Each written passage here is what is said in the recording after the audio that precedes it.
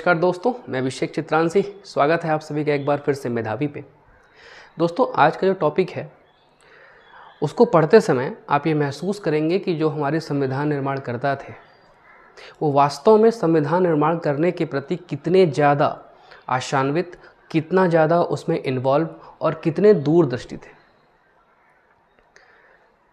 संविधान में उस तरह की सभी व्यवस्थाएं लागू की गई हैं कि अगर गणतंत्र भारत में किसी ऐसे माइंडसेट का व्यक्ति आ जाए जो कि चीज़ों को अचानक से सब बदल देना चाहता हो या संविधान के मूल ढांचे में आमूल चूल परिवर्तन करके अपने मन मस्तिष्क के हिसाब से भारत के संविधान को रन करना चाहता हो, तो इन सभी चीज़ों के लिए संविधान विशेषज्ञों ने, जो कि हमारे निर्माणकर्ता थे, उन लोगों ने इतनी अच्छी व्यवस्था कर रखी है कि कभी भी कोई व्यक्ति इतना स्वतंत्र या तानाशाही प्रवृत्ति का न बनने पाए, भले ही वो भारत का प्रधानमंत्री हो, राष्ट्रपति हो, राज्यों के राज्यपाल हो या मुख्यमंत्री हो या कोई प्रशासनिक अधिकारी जो अपने ज़िले के संविधान को या उसके निर्णयों को बदल देने में सक्षम हो जाए। ऐसा किसी प्रकार का व्यवस्था नहीं किया गया। हर जगह पे चेक एंड बैलेंस की बात की गई है। हर जगह पे आपको चेक एंड बैलेंस मिलेगा ही मिलेगा, ताकि संवैधानिक व्यवस्था निरंतरता में आसानी से चलती रहे।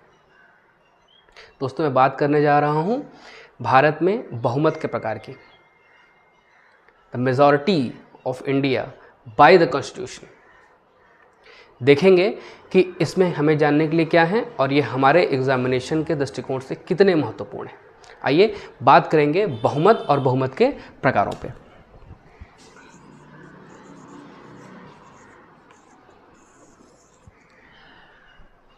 दोस्तों, बहुमत को दो तीन प्रकार समझा जा सकता है, जिसकी व्याख्या संविधान में भी की गई है। संविधान में बेसिकली तीन प्रकार के बहुमत बताए गए हैं। The first one is simple majority, second one is special majority and the third one is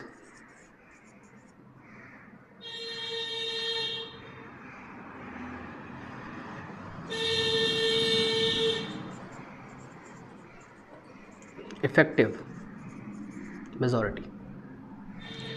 देखिए, स्पेशल मेजॉरिटी को समझने के लिए, क्योंकि इसमें संविधान के संशोधन भी किए जाते हैं, इसमें आपको यह भी देखने को मिलेगा कि संवैधानिक उच्चाधिकारियों को किस प्रकार से संविधान के ऊंचे पदों पर आसीन कराया जाता है और इन्हें कैसे पदच्युत किया जाता है, आपको ये भी देखना है। तो अध्ययन की सुविधा के लिए हम इसे तीन भागों में बांटेंगे। इसे हम नाम दे लेंगे टाइप 1, टाइप 2, टाइप 3। इसे बाद में समझेंगे। पहले हम बात कर लेते हैं सिंपल मेजॉरिटी, जिसे हम कहते हैं साधारण बहुमत। साधारण बहुमत दोस्तों, साधारण बहुमत का मतलब ये है कि संविधान का कोई भी सदन हो, वो राज्यों के हो या केंद्र के हो। हम इन सभी चीज़ों में केंद्र को लेकर चलेंगे ताकि आपकी जो क्लैरिटी है वो लगातार बनी रहे।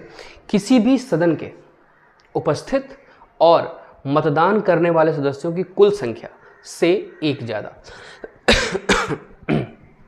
अब देखिए, इसका मतलब है कोई सदन हो, हम इसे लोकसभा मान के चलते हैं।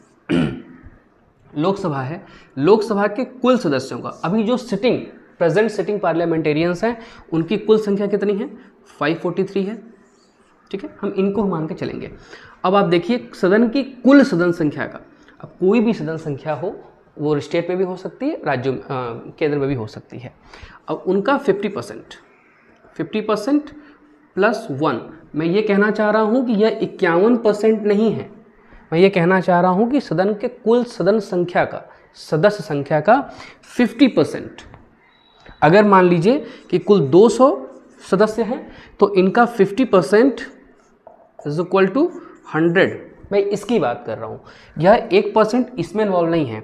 मैं ये कह रहा हूँ कि कुल सदन संख्या, मान लीजिए कि सदस्य संख्या 200 है, इनका 50% निकाला गया, ये हुए 100, और इसमें एक और मेंबर को ऐड कर देंगे, दैट इज़ 1, दैट मीन्स 101। यह है आपका 50% प्लस 1। यह आपका साधारण बहुमत है। इससे आपके बजट पारित होते हैं या किसी प्रकार के सामान्य बिल जो कि पारित किए जाते हैं, जो सामान्य प्रकृति के होंगे, सामान्य नेचर के होंगे, इस प्रकार के बिल इस साधारण बहुमत से किए जाएंगे। ठीक है, अब आइए दूसरा देख लेते हैं, स्पेशल मेजॉरिटी। ये थोड़ा सा लंबा है, इसके लिए पहले इसको हम इफेक्टिव मेजॉरिटी देखेंगे। इफेक्टिव मेजॉरिटी को हम यहाँ देख लेंगे, यहीं पे कर लेते हैं इफेक्टिव मेजॉरिटी। देखिए इफेक्टिव मेजॉरिटी का क्या मतलब होता है। इफेक्टिव मेजॉरिटी को बोलते हैं प्रभावी बहुमत। प्रभावी बहुमत का मतलब यह है कि किसी सदन संख्या की जो मिनिमम है, मैं 1/10 की बात नहीं कर रहा हूँ, जो किसी कार्रवाई को चलाने के लिए 1/10 सदस्य संख्या उपस्थित होने चाहिए, मैं इनकी बात नहीं कर रहा हूँ। मैं ये कह रहा हूँ कि कुल सदन संख्या जो अभी है उनका, उसमें उपस्थित होने वाले कुल सदस्य की संख्या से बात हो रही है, जो है कि प्रभावी। मान लीजिए कि कोई एक बिल प्रस्तुत होने वाला है। अब आप ये मानते हैं ना कि अगर लोकसभा में 500 सदस्य हैं मान लीजिए, तो उसमें 500 के 500 हर रोज़ तो उपस्थित नहीं होते हैं, किसी खास बिल के अनुसमर्थन के लिए उपस्थित हो सकते हैं। इसका मतलब है कि अगर संख्या 300 350 भी हो जाए पर डे ना, तो यही बड़ी बात है। अगर मान लीजिए किसी बिल को पारित करने के लिए एक संख्या चाहिए आपको, तो उस दिन मान लीजिए कोई बिल पारित होने वाला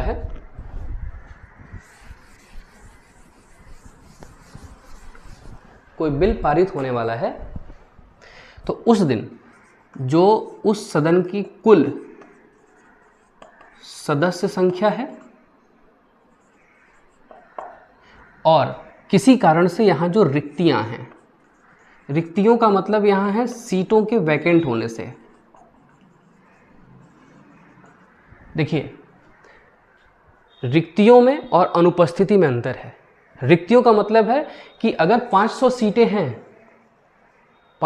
हैं तो रिक्ति मतलब मान लीजिए कि 5 लोग रिक्त हैं, मतलब सीट भरी ही नहीं गई है, उस पर चुनाव ही नहीं हुए हैं, या चुनाव हुए हैं तो रद्द हो गए हैं, या किसी सदस्य ने अपना त्यागपत्र दे दिया है, या किसी कारण से इनको बाहर कर दिया गया है, निष्कासित कर दिया गया है। मान लीजिए ऐसे सदस्य 5 हैं, तो ये जो 5 संख्या होगी ये होगी आपकी रिक्ति। लेकिन एब्सेंट को देखेंगे तो एब्सेंट का मतलब है कि 500 में से तो अगर 300 अवेलेबल हो जाए उस दिन तो वही बड़ी बात है। 200 जो है ये संख्या है आपकी एब्सेंट की। लेकिन जो रिक्ति है उसका मतलब ये है कि उस सदन की उतनी सीटों पर अभी कोई व्यक्ति निर्वाचित नहीं है या नियुक्त नहीं है। निर्वाचित कहना ज़्यादा ठीक होगा। ठीक है, तो आइए, इसका मतलब है हम बात कर रहे हैं प्रभावी बहुमत की। यहाँ मैं लिख देता हूँ प्रभावी बहुमत। कुल सदस्य संख्या, कुल सदस्य संख्या का मतलब है मान लीजिए कि 543 हैं किसी बिल के लिए। अब देखिए अगर इसको हम 2/3 कर दें या इसको हाफ कर लें,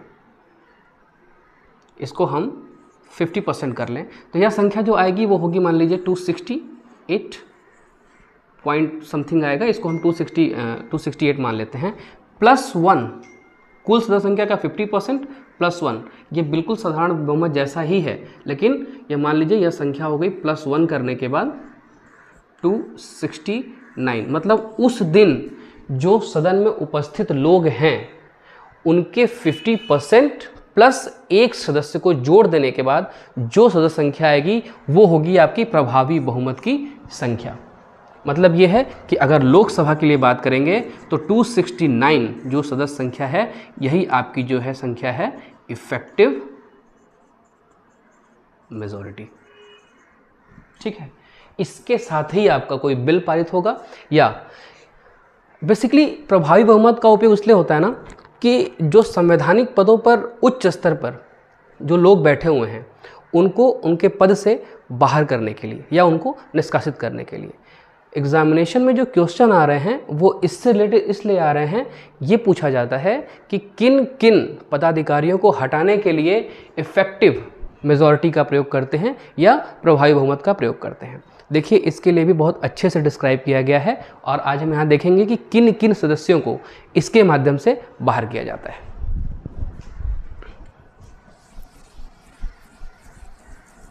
देखिए भारत में कुल 8 पदाधिकारी ऐसे हैं। भारत में कुल 8 स्थानों पर प्रभावी बहुमत का प्रयोग किया जाता है। वो कहाँ है? देखिए, अगर सेंटर की बात करें तो ये लोकसभा, राज्यसभा में, और स्टेट्स की बात करें तो ये विधानसभा में, और अगर विधान परिषद है तो वहाँ भी लागू होगा। मतलब कुल 8 जगह। अब देखिए, लोकसभा में किसको हटाने के लिए? लोकसभा के अध्यक्ष को हटाने के लिए, स्पीकर को हटाने के लिए, लोकसभा के उपाध्यक्ष को हटाने के लिए। अगर इन्हीं के माध्यम से हटाना है राज्यसभा के लोगों को तो यह अप्लाई होगा कहाँ? सभापति पे, राज्यसभा के सभापति पे, इनको हटाने के लिए, और उपसभापति, इनको हटाने के लिए। यहाँ आपके लिए एक क्वेश्चन है कि राज्यसभा का उपसभापति मुख्य रूप से किस पद के लिए निर्वाचित होता है, और अगर मैं यहाँ बात कर लूँ उपराष्ट्रपति की, तो उपराष्ट्रपति के वेतन कितना होता है उसके बारे में भी आप चाहें तो नीचे कमेंट करके आंसर दे सकते हैं। दूसरा, प्रभावी बहुमत से लोकसभा के अध्यक्ष, उपाध्यक्ष और राज्यसभा के सभापति और राज्यसभा के उपसभापति को हटाने के लिए प्रभावी बहुमत का प्रयोग किया जाता है। प्रभावी बहुमत का प्रयोग स्टेट्स में या राज्यों में भी किया जाता है, जो कि अगर विधानसभा है तो यहाँ के अध्यक्ष को, उपाध्यक्ष को, और अगर विधान परिषद है किसी राज्यों में तो यहाँ के सभापति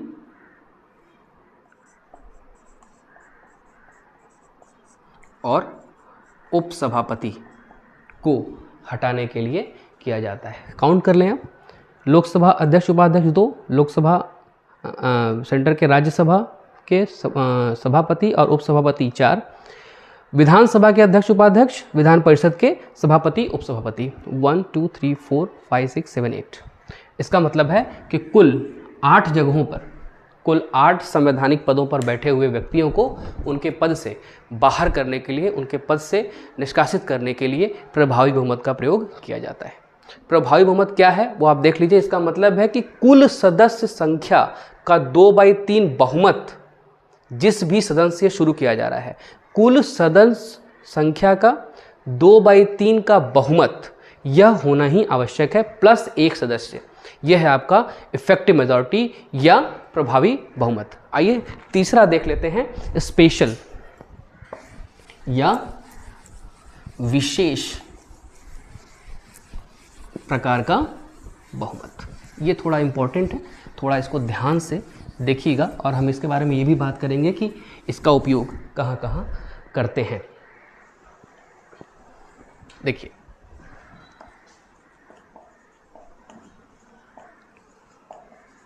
विशेष बहुमत।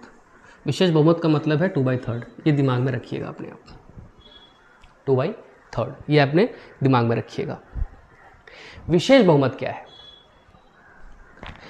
देखिए, किसी भी सदन में कोई बिल आया हो या किसी बात के लिए अगर प्रधानमंत्री बाहर गए हों, राष्ट्रपति बाहर गए हों, बेसिकली प्रधानमंत्री की बात कर लेते हैं। अगर वो किसी विदेश दौरे पे गए हुए हैं, वहाँ उन्होंने कोई समझौता कर लिया है, उसके लिए कुछ विशेष देश के बाहर एक्टिविटीज़ करनी है या कोई समर्थन करना है किसी बिल का या किसी बिल को पारित कराना है, वहाँ पे अगर विशेष बहुमत की बात की जाएगी तो वो होगा 2/3।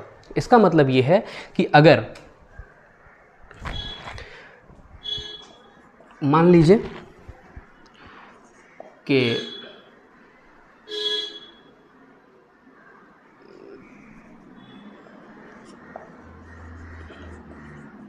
जजेस को, कैग को या इनके समक्ष, इनके ही समान किसी और व्यक्ति को अगर पद से निष्कासित करना है तो विशेष बहुमत का प्रयोग करेंगे। विशेष बहुमत क्या है वो देख लीजिए। अब देखिए, इसका मतलब है कि कोई सदन है, यहाँ के उपस्थित और मतदान करने वाले सदस्यों का 2/3 बहुमत +1। ठीक है, इसका मतलब ये है कि मान लीजिए किसी सदस्य संख्या सदन की 200 है, यहाँ पे कोई बिल पास कराने की प्रक्रिया चल रही है और मान लीजिए कि 180 व्यक्ति ऐसे हैं जिन्होंने वोट किया है और प्रेजेंट भी रहे हैं। इस 200 को इसमें 20 हटा दीजिए इसलिए क्योंकि इन्होंने वोटिंग में भाग नहीं लिया है। आपको बता दूं कि जब भी वोटिंग की प्रक्रिया संपन्न होती है तो सदन के दरवाजे बंद कर दिए जाते हैं। इसका मतलब यह है कि कोई अचानक से आके कोई सदस्य वोट नहीं कर सकता। उस प्रक्रिया के पूरे प्रक्रिया के दौरान वहाँ उपस्थित होने वाले सदस्य ही इसमें वोट कर सकते हैं। ठीक है, तो मान लीजिए कुल 200 सदस्य हैं, इनमें से 180 जो है उन्होंने वोट भी किया और वो प्रेजेंट भी रहे। ठीक है, अब 180 को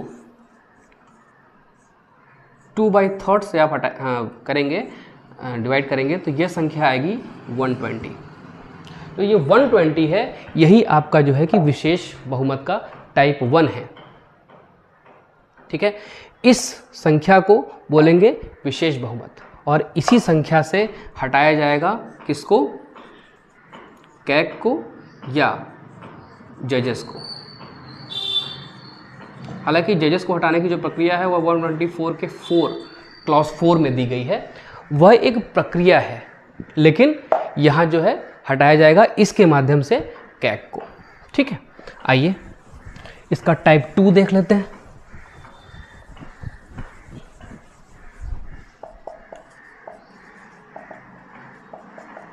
इसका टाइप 2 देख लेते हैं। अब देखिए वही चीज़ है कि सदन में उपस्थित मतलब प्रेजेंट प्लस वोट करने वाले कुल सदस्य संख्या का 2/3 बहुमत, 2/3 का बहुमत जो कि कुल सदस्य संख्या के आधे से कम न हो। कुल सदस्य संख्या के 50% से कम ना हो। कुल सदस्य संख्या के 50% से कम ना हो। ठीक है, अब देखिए मान लीजिए कोई बिल प्रस्तुत किया जा रहा है, इस पे मान लीजिए कि 300 मेंबर्स प्रेजेंट हैं उस दिन। ठीक है, 300 मेंबर्स प्रेजेंट हैं जिनमें से मान लीजिए कि 200 व्यक्तियों ने वोट किया और प्रेजेंट भी रहे। 100 लोगों ने जो है वोटिंग प्रक्रिया में भाग नहीं लिया। इसका मतलब ये है कि इन 100 को काउंट नहीं करेंगे क्योंकि इन्होंने वोटिंग में भाग ही नहीं लिया है। अब 200 संख्या आप देख रहे हैं उनमें से है जिनमें से कि 300 लोग प्रेजेंट हैं। अगर इस आधार पर देखेंगे तो 300 की संख्या के आधार पर जो बहुमत है वो वोट पारित कराने के लिए पड़ा हुआ है। 200 लोग वोट को पारित करने के लिए अपना समर्थन दे रहे हैं और 100 लोग नहीं दे रहे हैं। ठीक है, इसका मतलब है कि ये तो बिल पारित हो जाना चाहिए, लेकिन नहीं होगा। क्यों? क्योंकि यह प्रक्रिया जो है ये पहली शर्त तो पूरी कर रही है लेकिन दूसरी नहीं कर रही है। क्यों? इसका मतलब है, आपको बताया मैंने कि जो प्रभावी बहुमत था सदन की कुल संख्या का 50% का बहुमत, वो कितनी थी? 268 + 1 = 269। और यहां संख्या कितनी है? 200। और यहां पे हमें लिखा है कुल सदस्य संख्या के 50% से कम न हो। तो अगर लोकसभा की जो कुल सदस्य संख्या है वो 500 है, 543 है, तो उसकी जो 50% + 1 आएगी वह संख्या है आपकी 269। लेकिन यहाँ पे अगर सदस्य प्रेजेंट हैं 300, जिन्होंने हाँ कहा है वो है 200, जिन्होंने ना कहा है वो 100, तो पहली प्रक्रिया फेल्योर है। दूसरी प्रक्रिया क्या आएगी? मान लीजिए यही बिल है और कुल 450 सदस्य उस दिन प्रेजेंट हैं। ऊपर लिख देता हूँ। कुल मान लीजिए उस दिन मान लीजिए कि कुल 450 सदस्य उपस्थित हैं। अब इनमें से बिल को समर्थन करने वाले, यस कहने वाले मान लीजिए 300 हैं, नो कहने वाले 150 हैं 450 में से। इसका मतलब यह है कि सदन की कुल सदस्य संख्या का 50% प्लस 1 जो वो संख्या थी वो है 269 और यहाँ यस कहने वालों की संख्या है 300। दैट मीन्स कि पहली प्रक्रिया पूरी हो रही है। दूसरी प्रक्रिया क्या है, 150 बाहर कर रहे हैं लोग। इसका मतलब है कि दोनों चीज़ें यहाँ पे फॉलो कर रही हैं। दिस मीन्स ये वाली जो पैटर्न है ये पास करेगी किसी बिल को। इसका मतलब है कि 269 कुल सदस्य संख्या होनी चाहिए किसी बिल को पारित करने के लिए, और यहाँ पे हो कितनी रही है, 331 वोट ज़्यादा पड़ रहे हैं, इसलिए यह जो बिल है पारित हो जाएगा। यह है आपका विशेष बहुमत का दूसरा प्रकार। आइए विशेष बहुमत का तीसरा जो प्रकार है वो देख लेते हैं। देखिए तीसरा प्रकार कुछ है नहीं, बेसिकली ये बिल्कुल इसी के जैसा है। मतलब ये है कि जो संख्या आपकी आ रही है ना 269, जो प्रभावी बहुमत है, जो प्रभावी बहुमत है, ये जो प्रभावी बहुमत था ना आपका, प्रभावी बहुमत में आपका था कि कुल सदस्य संख्या का 50% 2/3 बहुमत आपका होना चाहिए, ठीक है, जो कि आपकी संख्या आ रही थी 269। ये जो 269 संख्या है ना, यही आपका टाइप 3 है एक्चुअली, ठीक है, टाइप 3 है। इसके लिए ज़रूरी क्या है, बस ये देख लीजिए। यह जो है यह आपके राष्ट्रपति को पद से हटाने के लिए उपयोग में लाई जाती है। देखिए एक और चीज़ है, मैं आपको बता दूं कि ये जो हमने पहले प्रकार का विशेष बहुमत देखा था ना, जो कि हम लोगों ने पहले प्रकार का विशेष बहुमत देखा था, उस बहुमत में आर्टिकल 249 प्लस 312 जो फर्स्ट टाइप ऑफ हमने आप देखा था मेजॉरिटी, उसमें मैं बता दूं कि आर्टिकल 249 प्लस आर्टिकल 312 ये राज्यसभा के विशेषाधिकार की बात हो रही है। राज्यसभा के विशेषाधिकार का मतलब ये है कि लोक सेवाओं को सृजन, मतलब नई लोक सेवाओं के सृजन का अधिकार किसे है, राज्यसभा के विशेषाधिकार में से आती है। दूसरा जो है वो है आर्टिकल 312, ये है राज्य सेवाओं को सृजन करने का अधिकार, ठीक है। यह प्रक्रिया केवल और केवल राज्यसभा से ही शुरू की जा सकती है, जिसे लोकसभा के साधारण बहुमत से पारित करा के संकल्प रूप से पारित किया जा सकता है। यह राज्यसभा के विशेषाधिकार हैं कि वह नई लोक सेवाओं को, अखिल भारतीय सेवाओं को सृजन करने का अधिकार अपने पास रखती है। इसमें सिर्फ और सिर्फ लोकसभा के सामान्य बहुमत से पारित संकल्प की आवश्यकता पड़ेगी, ठीक है दोस्तों। इन सभी के बाद ना एक और चीज आपने सुना होगा, पूर्ण बहुमत। पूर्ण बहुमत क्या है, अभी आपने सुना होगा कोई सरकार चुनी गई, पूर्ण बहुमत चुनी गई, अभी पिछले बार ही 2019 के चुनाव में, या अभी आप देख लें 22 में उत्तर प्रदेश की योगी सरकार ने पूर्ण बहुमत से अपनी सरकार बनाई। तो पूर्ण बहुमत क्या है, पूर्ण बहुमत यह है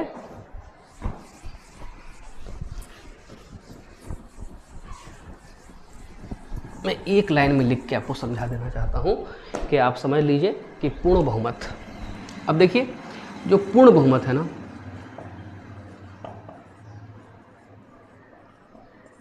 पूर्ण बहुमत यह किसी भी सदन संख्या की आधे से एक ज़्यादा संख्या होगी, ठीक है। मतलब यह है कि अगर लोकसभा में 500 सीटें हैं तो 250 प्लस 1 सीटें अगर किसी पार्टी को मिलती है तो यह पार्टी पूर्ण बहुमत से जीती हुई पार्टी के रूप में निर्वाचित होगी। इन सभी के साथ साथ आपने आजकल एक और शब्द सुना होगा, प्रचंड बहुमत। देखिए पूर्ण बहुमत प्रचंड बहुमत का एक प्रकार है, या इसे इस तरीके से देख सकते हैं कि यह तो 50% की बात हो रही है ना, यहाँ 50% है, 50% प्लस 1, इसका मतलब है पूर्ण बहुमत। जो प्रचंड बहुमत की बात आजकल होती है, प्रचंड बहुमत प्रचंड बहुमत है कि अगर किसी राजनीतिक पार्टी को किसी चुनाव में 67.3 या 5% वोट मिल जाएं तो यह होगा आपका प्रचंड बहुमत। ये लगभग 2/3 जैसा हिसाब किताब हो गया कि किसी पार्टी को किसी चुनाव में लगभग 68% वोट मिल जाना, यह उसकी जन लोकप्रियता को दर्शाता है। और ऐसी सरकारों को आजकल बोलचाल की भाषा में प्रचंड बहुमत की सरकारें कहते हैं। देखिए, ये है बहुमत के प्रकार जो कि भारत के संविधान में विस्तार से बताए गए हैं। यह मैंने यह बताई थी आपको कि किन किन स्थानों पर इसका यूज़ किया जाता है। यह एग्जाम्पल आपको अपने क्वेश्चन पेपर में देखने को मिल जाएगा कि वहाँ पूछा गया है कि राज्यसभा के उपसभापति को हटाने के लिए किस प्रकार के बहुमत का प्रयोग करेंगे, प्रभावी बहुमत का प्रयोग करेंगे। इस प्रकार से यह वीडियो उम्मीद करता हूँ कि आपके लिए लाभदायक होगी। धन्यवाद।